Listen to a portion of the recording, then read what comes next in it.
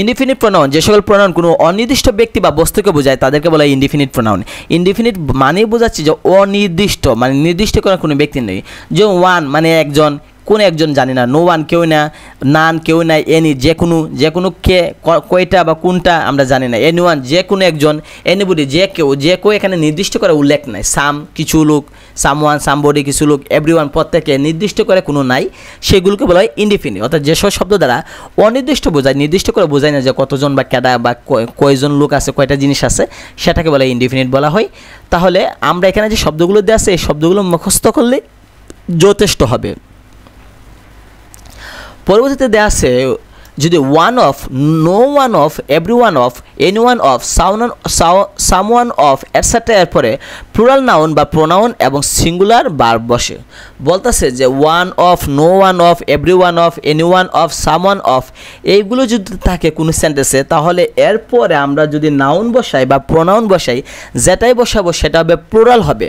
অর্থাৎ one of, কেন plural বসাবো?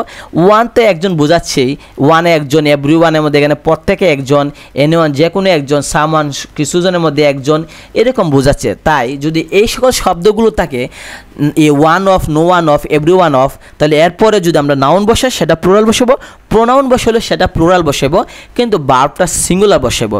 একটা এক্সাম্পল এখানে দেওয়া আছে, 108 নাম্বার দেওয়া আছে, which of the following is correct. এখানে কারেক্ট দেওয়া আছে, বি নাম্বার দেওয়া আছে, one of the most favourite fruits is mango.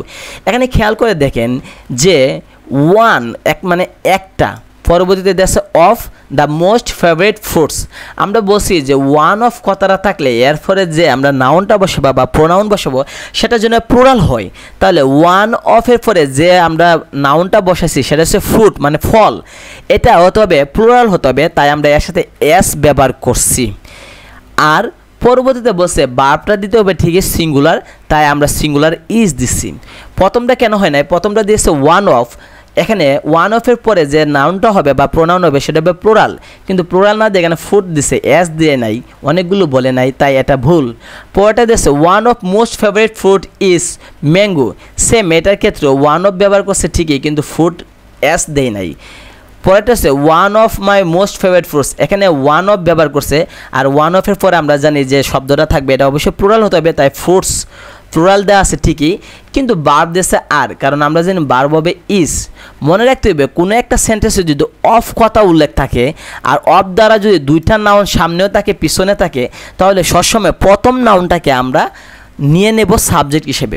কোনো একটা সেন্টেন্সে যদি অফ থাকে এবং অফের আগে যদি একটা নাউন থাকে বা প্রোনাউন থাকে, অফের পরে যদি একটা নাউন থাকে বা প্রোনাউন থাকে, এই ক্ষেত্রে আমরা অফের আগেরটা নিব।